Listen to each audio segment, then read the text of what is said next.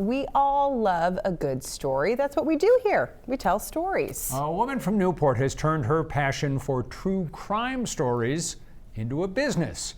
And she says people all over the world have taken notice. 207's Don Kerrigan is here with her story. Yeah, it's pretty interesting. I first discovered Kristen Seavey's storytelling about a year ago.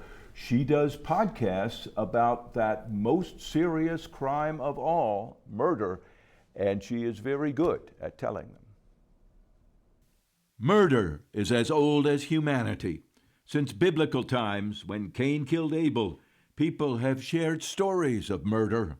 This is the wild saga of the serial killer you've probably never heard of, James Rodney Hicks. Kristen Seavey is now making a career from that crime through her podcast, Murder, She Told. I think if we're talking like full episodes, there's almost 130. Kristen grew up here in Newport, graduated from Nokomis High School, then went to New York, where she had been working as an actress until COVID hit 5 years ago.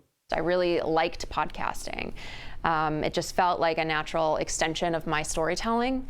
And I also had nothing else to do, so I started researching all of these cases in Maine. Kristen admits she had been a fan of true crime stories for years. I started watching Unsolved Mysteries as a kid, and it kind of just like went from there. And I'm an avid researcher, so it just one thing led to another. And just over 4 years ago, the podcast Murder, She Told was born. The first case, that notorious local story of Maine serial killer James Hicks. It's the story of 3 innocent women who got caught in a deadly web they couldn't escape, and a killer who, if it weren't for his own actions, might have gotten away with his crimes. It's a fascinating case, and it's a terrifying case. And the podcast included what's become a trademark, details of the victims and their lives told as much as possible by their own families. You want to talk to them about something pretty darn sensitive.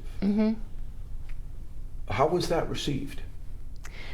I feel like I've gotten really lucky with the people that, especially like early on, like now I have a body of work that I can point to, but people just trusted me. And I think I don't take that lightly because I know that this is really hard to talk about, and the people that we're talking to haven't really talked about a lot of these things in the capacity that they're talking to me. She says the response was strong from the beginning and has grown as more stories have been told episode by episode. How many people are listening to this?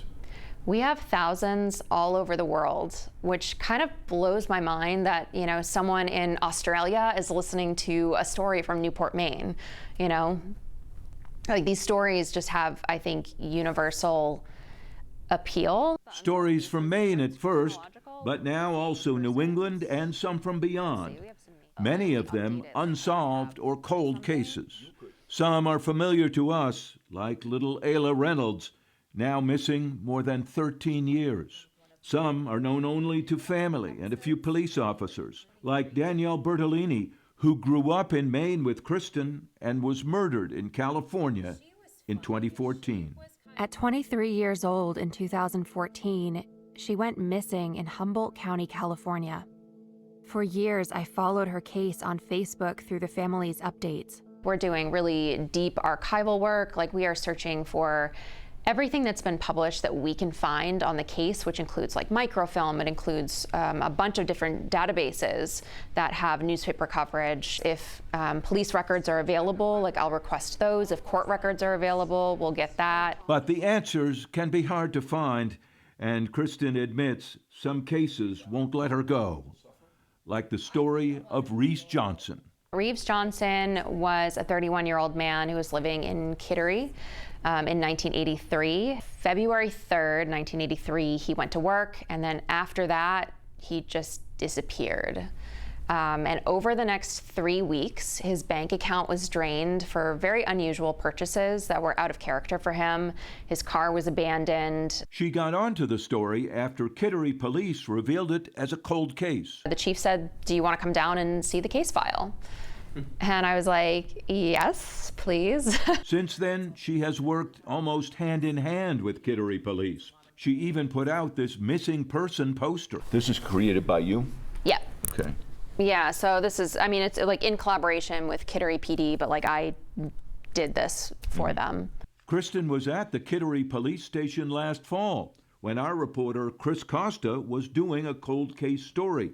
She says they found some new evidence going through family records, including this photo from a possible suspect taken by the victim's mother 42 years ago. We are digging so deep into that case, and I know that the answers are out there. So the podcaster and the police keep at it, hoping for one more clue that will turn the case.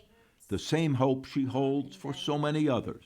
There's so many cases. Like, I could just feature Maine cases weekly and never run out of content. Tragedies and mysteries from real life that she and thousands of listeners find irresistible.